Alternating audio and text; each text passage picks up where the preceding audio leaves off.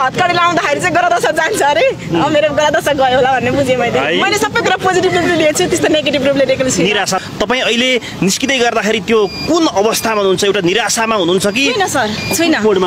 म के छु भने मलाई तर्साएर म तर्सिनको लागि र मैले कसैको स्वार्थको लागि बोलेको हुँदै होइन मेरो नितान्त विचार मैले कसैले भनिदेऊ भनेर कसैको लैलैमा लागेर बोलेको होइन मेरो नितान्त विचारहरू चाहिँ मैले व्यक्त गरेको मेरो टिकटक आइडीबाट अब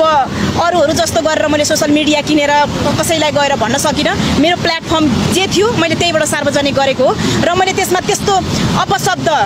त्यति धेरै गाली गलोज गरे जस्तो लाग्दैन त्यति धेरै मानहानि गरे जस्तो लाग्दैन हैन टार्गेट गर्नुभयो कि भने यस्तो कुरा व्यक्ति टार्गेट यस्तो हो नि त सर कुनै पनि व्यक्तिको टार्गेट होइन त्यो भनेको एउटा संस्था हो प्रधानमन्त्री मन्त्रीहरू सबैजना त्यो व्यक्तिमा गनिँदैनन् सर व्यक्ति भनेको मैले एउटा सार्वजनिक पद धारण गरेका व्यक्तिहरू हुन् र उनीहरूको त्यो एउटा मैले व्यक्तिलाई किटाडी गरेको भन्दा पनि मैले भने नि न रमेश लेखकसँग मेरो केही पनि दुश्मनी छैन प्रधानमन्त्रीसँग पनि केही छैन गगन थापासँग मेरो पर्सनल दुश्मन केही पनि छैन मैले मेरो फ्रस्ट्रेसन पोखेको मैले अपेक्षा गरे जति केही पनि काम पाइनँ त्यसकारणले गर्दा मैले मेरो फ्रस्ट्रेसन मात्र पोखेको हो र मैले अब मलाई यसरी थुन्यो भनेर भोलि नबोल्ने भन्ने चाहिँ हुँदैन तर बोल्न त म यो आवाज बोल्छु नै तर कुन तरिकाले बोल्छु भन्ने कुरा चाहिँ म विचार गरेर आफूलाई मन लागेको कुरा चाहिँ अझै पनि व्यक्त गर्छु र तपाईँ राष्ट्रिय स्वतन्त्र पार्टीको एउटा सक्रिय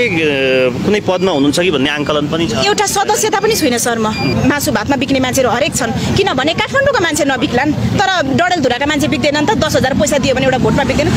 मेरो यही कुरा हो कि कोही पनि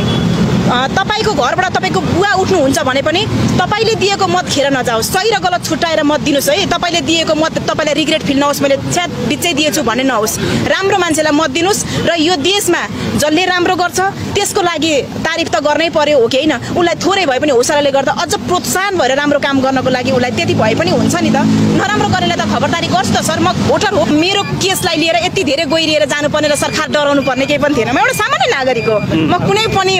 न पदमा भएको मान्छे हो न कुनै पनि पार्टीमा आबद्ध भएको मान्छे हो र मसँग प्रधानमन्त्री डराउने हो कि आफ्नो काम गर्ने हो जनताका लागि दुईटा भए पनि राम्रो काम गरेर देखाउने हो र त्यति धेरै इज्जत र इज्जतको त्यति धेरै माया लाग्छ भने सदनमा गएर बस्ने होइन राजीनामा दिने अर्को व्यक्ति आउँछ नि क्षमतावान व्यक्ति आउँछ मेरो त्यही कुरा हो सर तपाईलाई धेरैले आशा गरेका छन् तपाई जतिको